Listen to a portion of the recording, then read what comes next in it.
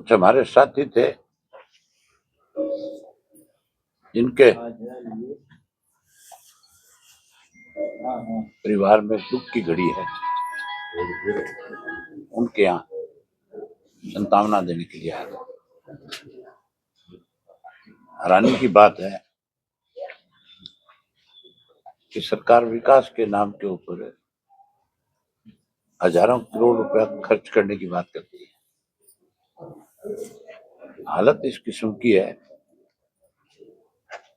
कि जहां कहीं नई सड़कें बनाई जाती है वो गड्ढों में तब्दील हो जाती है। स्टेडियम की हालत ऐसी होगी, कोई भी माँ बाप अपने बच्चे को जल्दी से ऐसे किसी खेल में शामिल नहीं होने देते जिसमें कहीं स्टील का उपयोग है। उनको इतना डर भय हो गया कि कहीं बच्चा खेलने जाएगा, पोल ना गिर जाए, कोई दूसरा खंबा खुंबा लगा हो स्टेडियम में वो ना गिर जाए, मतलब रख रखाव नहीं है। उसकी वजह से इस किस्म के हादसे हैं।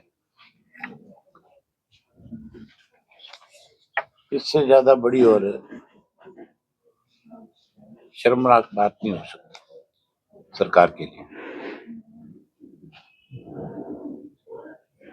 अब 3 तारीख को कल चंडीगढ़ में हम गवर्नर से मिलेंगे, इन सारी बातों को गवर्नर के संज्ञान में भी लाएंगे।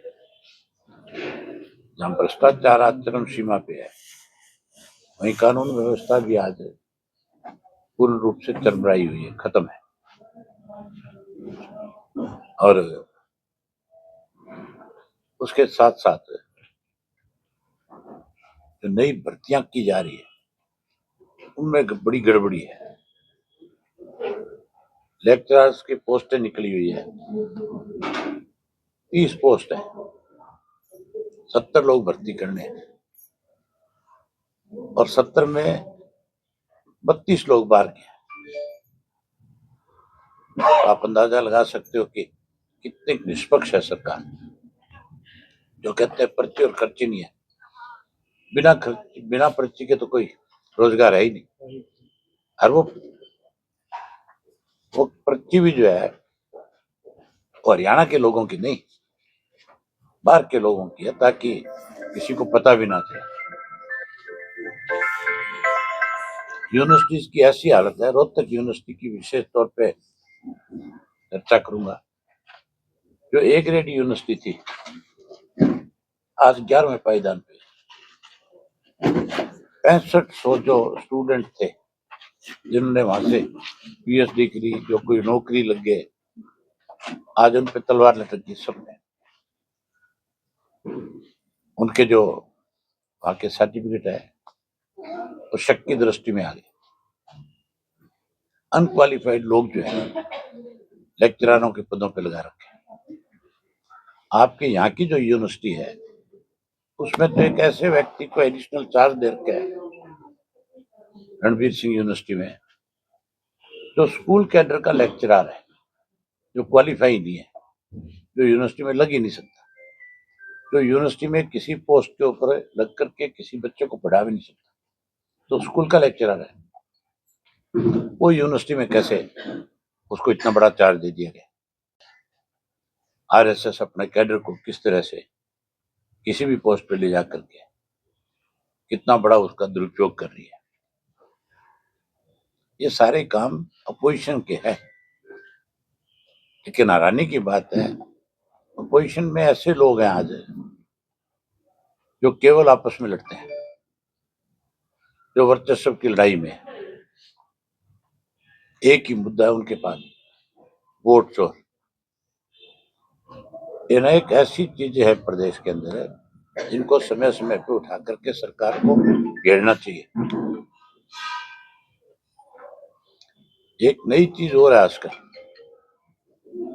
भारतीय जनता पार्टी हमेशा जब कमजोर पड़ती है तो जात पात मजहब धर्म इनका सहारा लेती है। अब बीजेपी जैसे जैसे कमजोर हुई इस 1 साल में, नए सिरे से ऐसे लोगों की पीठ पे हाथ रख दिया जो केवल भद्दा बोलना जानते हैं, जो पर्टिकुलर एक कास्ट को टारगेट कर रहे हैं। चीफ मिनिस्टर की मौजूदगी में राम कुमार गौतम की जो भाषा थी वो बहुत लोगों को तकलीफ पहुंचाने वाली है। ऐसे लोगों पे अंकुश होना चाहिए। ये तो कोशिश कर रहे फिर से बांटने की, तोड़ने की, लेकिन अब प्रदेश के लोगों को ये बात पूर्ण रूप से समझ आ गई कि भाजपा केवल धर्म और जाति के नाम के ऊपर है, हमें बांट करके कहीं आगे बढ़ना चाहती है। चंडीगढ़ की बात करें तो चंडीगढ़ में नई विधानसभा की चर्चाएं थी और केंद्र ये में सब फालतू की बातें थी, लोगों का ध्यान बांटने की बात थी। ये संभव ही नहीं था कि आप चंडीगढ़ के अंदर जिसको यूटी का दर्जा मिला हुआ है वहां जाकर के आप ये को कि हम अपनी राजधानी बनाएंगे। ये सिर्फ ध्यान बांटने की बात थी। अब उससे एक संदेश और जाता है कि जब हमें वहां जमीन अलॉट नहीं की गई हरियाणा को, तो इसका मतलब हमारा जो चंडीगढ़ को लेकर के जिस ढंग से हमें पैरवी करनी चाहिए, लगता नहीं है कि सरकार कमजोर पड़ गई इसमें। एक्चुअल में तो जो एक कमीशन बना था, शाह कमीशन, उस कमीशन ने चंडीगढ़ हरियाणा को दिया था, इंदिरा गांधी के वक्त में बना था। हमें हर हालत में चंडीगढ़ के लिए बड़े जोर शोर तरीके से लड़ना चाहिए। इसके लिए एक दिन का सेशन बुलाना चाहिए और सेशन बुला करके अपना पक्ष मजबूती के साथ रख करके विधानसभा से एक प्रस्ताव पास करके केंद्र की सरकार को फिर भेजना चाहिए और उसके साथ पुरानी वो सारी रिपोर्ट लगानी चाहिए जिसमें फैसले में चंडीगढ़ हमें मिला हुआ है। सरकार में साल हो चुका है, कामकाज को कैसे देखते हैं आप?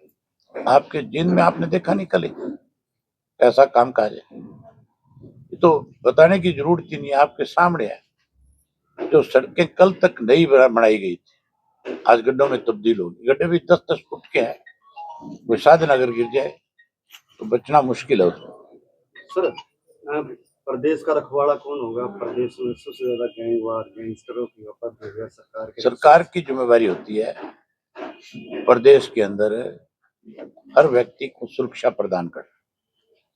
मनोहर लाल खट्टर जब मुख्यमंत्री था और नूह में जब एक षड्यंत्र के तहत दंगे कराए गए, उस वक्त मनोहर लाल खट्टर का ये बयान था मुख्यमंत्री होते कि मैं हर आदमी को सुरक्षा प्रोवाइड नहीं करा सकता। इसका मतलब सरकार तो है ही नहीं। वाईपुरम केस में डीजीपी ओपी नरवाल को बनाया गया था, ओपी सिंह को बनाया गया था। अब फिर दोबारा ये रिटायरमेंट के बाद दोबारा फिर उनका लिस्ट में नाम है नरवाल का। कपूर नरवाल का दोबारा नाम बताया जा रहा है, शत्रुजीत कपूर का सॉरी। अगर फिर से ऐसे व्यक्ति को लगाया जाता है तो फिर आप ये मान के चलो कि लीपापोती थी उसको हटाया क्यों था? अगर वो कसूरवार नहीं है कहीं तो उसको उसके पद से नहीं हटाना चाहिए था। चौटाला साहब, आप खुद अपनी सुरक्षा को लेकर जो आपको धमकियां मिली हैं उसको लेकर हाईकोर्ट में आप गए हैं और आपने केंद्रीय एजेंसियों की सुरक्षा की मांग की है। आपने मैंने बारी बारी सरकार को रिमाइंडर दिए। मैंने ये बताया उनको कि जहां से मुझे थ्रेट आई है वो नंबर आज भी वर्किंग में है। इसका मतलब सरकार ने अपनी तरफ से कोई आगे कदम बढ़ाया नहीं। बात मेरी सुरक्षा की नहीं है, बात प्रदेश की सुरक्षा की है। मेरी सुरक्षा करने वाले तो बहुत हैं। आपसे रिक्वेस्ट करूंगा तो आप भी आ जाओ। मेरे साथ तो यूथ इतनी बड़ी संख्या में है कि मैं अगर एक कॉल करूंगा तो हजारों बच्चे मेरे साथ आकर खड़े हो जाएंगे। लेकिन जो सरकार की जिम्मेवारी है उससे सरकार को नहीं भागना चाहिए। वो जिम्मेवारी पूरी करनी चाहिए। मुझे नहीं। मैंने एक बार विधानसभा में अपोजिशन लीडर था तो सरकार को एक क्वेश्चन किया मैंने विधानसभा, और क्वेश्चन भी कॉलिंग लगाई थी कि कितने लोगों को सुरक्षा दी गई है सरकार की तरफ से। मेरी ख्याल कोई 500-600 लोगों को सुरक्षा दे रखी है, अब तो और बढ़ गई होगी। मैंने उनसे पूछा कि ये सुरक्षा दी है, उसमें सब जगह एक ही नाम लिखा हुआ था कि इनको थ्रेट है इसलिए सुरक्षा दे रखी है। मैंने ये पूछा था कि अगर थ्रेट है इतने लोगों को, तो जिन्होंने थ्रेट किया इनको, उनके खिलाफ आपने क्या कार्रवाई करी है? सरकार के पास कोई जवाब नहीं था। ओपी सिंह के डीजीपी बनने के बाद उसने खुद ये कहा है कि मैंने 247 से ज्यादा अलग अलग गिरोह चलाने वाले लोगों को गिरफ्तार किया है। तो इतने साल से उनको प्रोटेक्शन किसने दे रखी थी? बना किसकी थी उनको? उन लोगों के खिलाफ कार्रवाई क्यों नहीं है जिन्होंने उनको पनाह दी हुई थी? इन सब चीजों से यह जाहिर होता है कि सरकार ही ऐसे लोगों को सुरक्षा प्रदान करती है, चाहे वो नशे का कारोबार करने वाला है, चाहे कोई फिरौती मांगने वाला है, चाहे कोई गैंगवार है। पूर्व प्रदेश आप इससे अंदाजा लगा सकते हो सीबीआई के पास केस है, अब उन लोगों को गिरफ्तार कीजिए क्या जिनके खिलाफ चौटाला साहब, गृह मंत्रालय ने आज पत्र जारी किया है कि आप चंडीगढ़ की बात करें, चंडीगढ़ हरियाणा का होना चाहिए, लेकिन उन्होंने तो कहा है कि अलग से विधानसभा भी नहीं बनाई जा सकती हरियाणा के लिए, तो चंडीगढ़ कमजोर लोगों के हाथ में प्रशासन राज आ सकता है, इसलिए इस तरह की बातें हो रही है। आरएस यादव का जो मामला चला हुआ है, आपने 100 करोड़ का मानहानि का नोटिस भेजने के लिए कईयों की तसल्ली कराऊंगा। जिन जिन लोगों ने मेरे खिलाफ षड्यंत्र के तहत बकवास शुरू कर रखी है, सबको लीगल नोटिस जाएंगे और सबको खड़े होकर के माफी मांगनी पड़ेगी। तुम फिर अपने चैनलों पे चलाओगे कि जिन लोगों ने फालतू की बकवास करी थी आज उन्हें माफी मांगनी पड़ेगी। आरएस यादव कहते हैं कि मैं भी 100 करोड़ दे दूंगा अगर मैं गलत हूं तो अभी सिंह को। वो तो नोटिस जाएगा उसके पास, जब पड़ेगा उसको तो वो भी कोर्ट में आकर के माफी मांगेगा। कोर्ट में लेके जाएंगे इस मामले को? कोर्ट में लेके जाएंगे इस मामले को? तो और क्या करूंगा? ऐसे लोगों का इलाज तो करना पड़ेगा मुझे। आप यूं बताओ मुझे, 23 साल बाद आरएस यादव को कैसे याद आया भी तेरे को जूतों से पीटा गया? इतने दिन चुप क्यों था? साजिश लगती है? बड़ी साजिश है। आप देख नहीं रहे, पिछले कई दिनों से प्रदेश के अंदर मेरे खिलाफ एक फिर मुहिम खड़ी की जा रही है। बारी बारी से कहा जा रहा है कि इन्होंने अपने शासनकाल के दौरान इस तरह के काम किए थे। कोई तुम इतने साल चुप क्यों थे? कोई मैम कांड की बात करता है, कोई ये कहता है मुझे गांव के थाने में ले जाकर के पीटा। जयप्रकाश कह रहा है कि मेरे खिलाफ झूठा मुकदमा दर्ज कराया था। तो तू कांग्रेस में था, सरकार थी, बीजेपी में था, सरकार में शामिल था, तब इन चीजों की इंक्वायरी क्यों नहीं करवाई? क्यों चुप बैठे थे भाई तुम? आरएस यादव कहते हैं कि जेल से निकलने के बाद मैंने एक प्रेस वार्ता भी की थी, उस समय भी मैंने आवाज उठाई थी। कोई उसकी हार्ड कॉपी है? वो तो उसी के पास हो, कह रहा मैं उसको अगर उसने प्रेस कॉन्फ्रेंस करी तो वो पुलिस में जाना चाहिए था कि नहीं जाना चाहिए? कितने आयोग है उनमें जा सकता था। ये सब बकवास है। चौटाला साहब, chief justice of India, Bharat के मुख्य न्यायाधीश के रूप में पेटवाड़ा गांव से जस्टिस सूर्यकांत जी पहुंचे हैं। क्या लगता है न्याय व्यवस्था में कुछ नया परिवर्तन देखने को मिलेगा?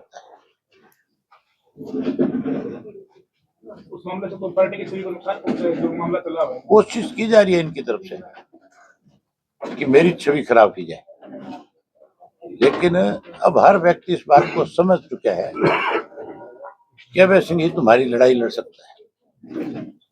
अभी नई ज्वाइनिंग कुछ होगी? ज्वाइनिंग का जो सिलसिला चला हुआ है, आज भी ज्वाइनिंग रोज ज्वाइनिंग है, कोई दिन ऐसा नहीं है 100-200 लोग ज्वाइन ना करते। अभय जी मैम कांड को लेकर कल 3 तारीख को छोड़ो, कोई और काम की बात करो यार। कोई जो बात कर रहे हैं आप उसके बीच में नई बात शुरू कर देते हो। मैंने कहा मैम कांड वालों को भी नोटिस भेजूंगा, जो बारी बारी मैम मैम चिल्ला रहे हैं ना, उनका मैम भी निकालेंगे। मैं आपको बता रहा था ज्वाइनिंग वाला जो है, कल 3 तारीख को चंडीगढ़ में 500-700 लोग ज्वाइन करेंगे। आप आना देखना, अलग अलग पार्टियों के अलग अलग पदों पे बैठे हुए लोग, जो कांग्रेस को, बीजेपी को, जेजेपी को छोड़ करके ज्वाइन करें। चौटाला साहब, आपने नए अब बहुत हो कार्यालय गया।